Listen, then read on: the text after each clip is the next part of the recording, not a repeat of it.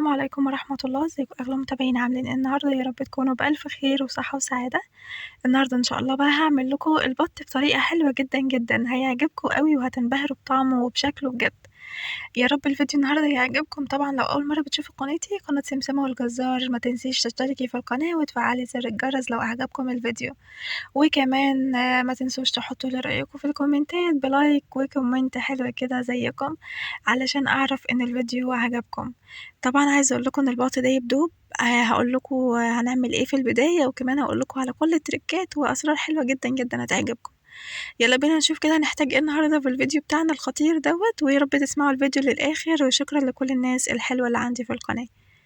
مبدئيا كده جبنا حله حطينا فيها كميه وفيره من الميه، يعني الميه انا عايزاها تغطي البطه كلها.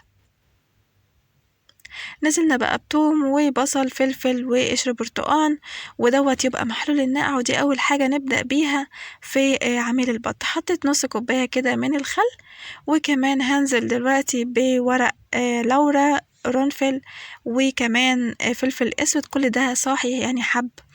نزلت بنص كوباية من الملح، وكمان هنزل بنص كوباية من السكر، وده اللي هيساعد ان انسجة البطة تبقى ناعمة جدا جدا، وكمان تقدري تبيتيها في المحلول دوت ليلة كاملة، وهتبقى حاجة حلوة جدا جدا. هنحط البطة. طبعا لو الحلة صغيرة هتضطري بقى تقلبيها يمين وشمال كل يعني 3 دقايق كده علشان تتغلف كويس. معايا بقى البهارات عبارة عن فلفل اسود، قرنفل وقرفة، حبهان، مستكة، الحاجات دي كلها، وكمان بصل.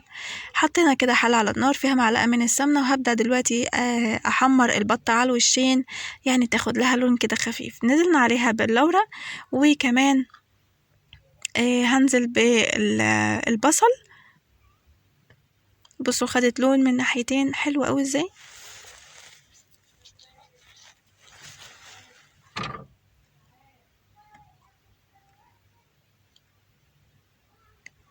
هنقلبها وهننزل بالبصل. وعايزة اقول لكم على سر يعني حلو جدا هيعجبكم، ولو جربتوه هتعرفوا يعني انا بقول لكم ايه. اغلب المطاعم او اغلب المحلات بيستخدموا كذا نوع من الشوربة علشان يطلعوا لكم شوربة انتوا ما تعرفوش، يعني تحتاروا هي دي شوربة ايه. يعني مثلا بتبقى ما تفهموش يعني، فبيبقوا ضايفين في الشوربة شوربة بط على شوربة فراخ على لحمة. بيبقى ميكس كده هم عاملينه، فبيطلع لكم طعم شوربة يعني مختلف كده وجبار بصراحة. فأنا كان عندي شوربة فحطيتها كده على البط، وعايزة اقول لكم والله كانت الشوربة يعني حاجة كده رهيبة. المهم بقى معايا عصير نص برتقانة بعد ما البطة استوت وخرجناها. هبدأ دلوقتي أدهنها بعصير البرتقانة، وكمان عندي قشطة حطيت عليها معلقة من الملح ورشة كده من الفلفل الأسود. هنقلبهم مع بعض، وهبدأ أحط كده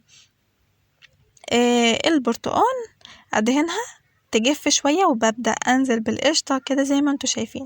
عايزة أقولكوا لما تدهني القشطة على البطة تحطيها في الفرن حتى أقولك ايه 3 ساعات 4 ساعات عشان تتحمر. هتتحرق وهتبقى طرية برضو. فيعني عايزة أقولكوا القشطة بتخليها طرية جدا جدا حتى لو طولت في الفرن.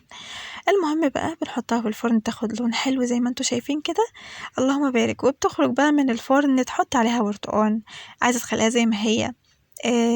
المهم ان انت هتاكلي حاجة حلوة جدا جدا ودايبة. اللهم بارك. لو عجبكم الفيديو النهاردة ما تنسوش بقى تقولوا لي رأيكم في الكومنتات، وتحطوا لي لايك حلو كده. واتمنى تسمعوا الفيديو للآخر فضلا وليس أمرا. وشكرا لكم يا أحلى ناس في الدنيا. شكرا، سلام.